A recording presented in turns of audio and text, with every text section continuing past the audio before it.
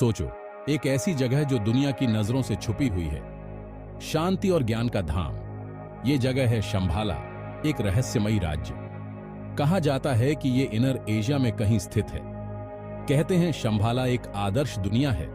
यहाँ के लोग बुद्धिमान और दयालु हैं। वो प्रकृति के साथ तालमेल से रहते हैं। यहाँ की हवा में भी आध्यात्मिक ऊर्जा घुली हुई है।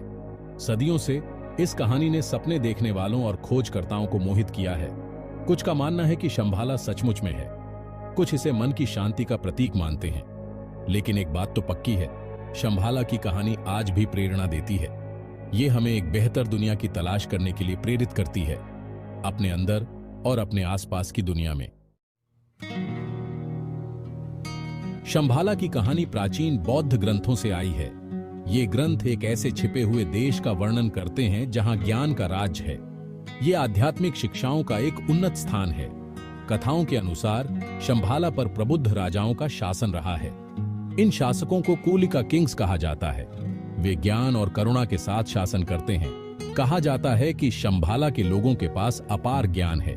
वे ब्रह्मांड के रहस्यों को समझते हैं। वे पूर्ण सामंजस्य की स्थिति में रहते हैं। शंभाला की कहानी पूरे एशिया में फैल गई। यह आशा का एक शक्तिशाली प्रतीक बन गया। कई लोगों के लिए यह दुखों से मुक्त दुनिया का प्रतिनिधित्व करता था।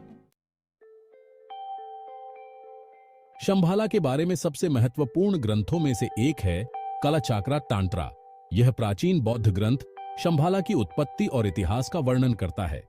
यह भविष्य के बारे में एक भविष्यवाणी भी करता है। कालाचाक्रा भविष्यवाणी के अनुसार दुनिया एक अंधेरे युग में प्रवेश करेगी। इस दौरान संघर्ष और अज्ञानता का बोलबाला होगा। लेकिन उम्मीद है। भविष्यवाणी में कहा गया है कि शंभाला का एक भावी राजा उभरेगा। रुद्रा चक्रिन नामक यह राजा एक महान सेना का नेतृत्व करेगा।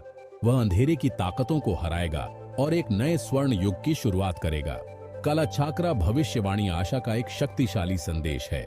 यह हमें याद दिलाता है कि सबसे अंधेरे समय में भी अंततः प्रकाश की जीत होगी। शंभाला का सटीक स्थान रहस्य में डूबा हुआ है। प्राचीन ग्रंथ हमें कुछ इशारे देते हैं। वे बर्फ से ढके पहाड़ों से घिरी भूमि का वर्णन करते हैं। कुछ का मानना है कि शंभाला हिमालय में स्थित है। दूसरे इसे अल्ताई पर्वत या गोबी रेगिस्तान में मानते हैं। फिर भी दूसरों का मानना है कि यह एक अलग आध्यात्मिक दुनिया में मौजूद है। कई अभियानों के बावजूद किसी ने भी शंभाला के भौतिक स्थान का कोई निष्कर्ष नहीं निकाला है। इसने रहस्य को और गहरा कर दिया है। शंभाला की मायावी प्रकृति ने कुछ लोगों को यह मानने पर मजबूर कर दिया है कि यह कोई भौतिक स्थान नहीं है। उनका तर्क है कि यह मन की एक अवस्था है, एक आध्यात्मिक क्षेत्र है जिसे केवल ध्यान और आंतरिक साधना के माध्यम से ही प्राप्त किया जा सकता है। भाग 5, खोजकर्ताओं के लिए एक किरण। यह अध्याय उन लोगों के बारे में है जिन्होंने शंभाला की खोज में अपने जीवन को समर्पित कर दिया। शंभाला की कहानी ने सदियों से खोजकर्ताओं को मोहित किया है। यह एक ऐसा पौराणिक राज्य है जो रहस्यों और प्राचीन ज्ञान से भरा हुआ है। कई लोग इस पौराणिक राज्य की तलाश में एशिया के जंगलों में निकल पड़े। वे कठिन रास्तों और अनजान खतरों का सामना करते हुए आगे बढ़े। कुछ लोग रोमांच की प्यास से प्रेरित थे। उनके लिए शंभाला एक अद्वितीय साहसिक यात्रा का प्रतीक था। अन्य ने आध्यात्मिक ज्ञान की तलाश की। वे मानते थे कि शंभाला में उन्हें जीवन के गहरे रहस्यों का उत्तर मिलेगा। सबसे पहले दर्ज किए गए अभियानों में से एक का नेतृत्व 17वीं शताब्दी में एक तिब्बती भिक्षु ने किया था। यह भिक्षु अपने समय का एक महान विद्वान था। उसने दावा किया कि उसने शंभाला को ढूंढ लिया है। उसने कहा कि यह एक छिपा हुआ राज्य है जो केवल योग्य लोगों के लिए प्रकट होता है। वह ग्रंथों को वापस लाया जो उसने कहा था कि छिपे हुए राज्य से उत्पन्न हुए थे। इन ग्रंथों में प्राचीन ज्ञान और रहस्यमय शिक्षाएं थीं। 19वीं शताब्दी में पश्चिमी खोजकर्ता शंभाला पर मोहित हो गए। वे इस रहस्यमय राज्य के बारे में सुनकर आकर्षित हुए थे। वे एक खोई हुई सभ्यता के वादे के बारे में सुनकर आकर्षित हुए थे। उनके लिए शंभाला एक अद्वितीय खोज थी। कई अभियान चलाए गए लेकिन कोई भी सफल नहीं हुआ। कठिनाइयों और चुनौतियों ने उन्हें पीछे हटने पर मजबूर कर दिया। शंभाला की खोज सिर्फ एक भौतिक स्थान खोजने के बारे में नहीं थी, यह एक आंतरिक यात्रा भी थी। यह खुद के भीतर कुछ खोजने के बारे में भी था। यह आत्मज्ञान और आत्मखोज की यात्रा थी। कई खोजकर्ताओं के लिए यात्रा उतनी ही महत्वपूर्ण थी जितनी मंजिल। उनके लिए शंभाला की खोज एक जीवन भर की यात्रा थी जो उन्हें अपने भीतर की गहराइयों तक ले गई। भाग 6 रॉयरिच अभियान। शंभाला की तलाश में सबसे प्रसिद्ध अभियानों में से एक का नेतृत्व निकोलस रोरिक ने किया था। निकोलस रोरिक एक बहुआयामी व्यक्तित्व थे जिनकी रुचि न केवल कला में थी बल्कि आध्यात्मिकता और दर्शन में भी थी। रॉयरिच एक रूसी चित्रकार, लेखक और दार्शनिक थे। उनकी कला और लेखन ने उन्हें एक अद्वितीय पहचान दिलाई और उन्होंने अपने जीवन को मानवता की सेवा में समर्पित कर दिया। वह पूर्वी आध्यात्मिकता में बहुत रुचि रखते थे। उन्होंने भारतीय और तिब्बती संस्कृति का गहन अध्ययन किया और इनसे प्रेरणा ली। 1920 के दशक में रोरिक और उनकी टीम मध्य एशिया के माध्यम से 5 साल के अभियान पर निकली। इस अभियान का उद्देश्य शंभाला की खोज करना था, जो एक पौराणिक और रहस्यमय स्थान माना जाता था। उन्होंने पृथ्वी के कुछ सबसे दूरस्थ और चुनौतीपूर्ण इलाकों की यात्रा की। इन इलाकों में यात्रा करना आसान नहीं था, लेकिन रोरिक और उनकी टीम ने अपने दृढ़ संकल्प और साहस के साथ इन चुनौतियों का सामना किया। रॉयरिच का मानना था कि शंभाला एक वास्तविक जगह है। उन्होंने सोचा कि यह स्थान हिमालय की पहाड़ियों में कहीं छिपा हुआ है और इसे ढूंढना मानवता के लिए एक महत्वपूर्ण कार्य है। उनका यह भी मानना था कि यह मानवता के लिए एक आध्यात्मिक विकास का प्रतिनिधित्व करता है। शंभाला को एक ऐसी जगह माना जाता था जहां ज्ञान और शांति का वास है। वह शंभाला के बुद्धिमान गुरुओं के साथ संपर्क स्थापित करने की आशा रखता था।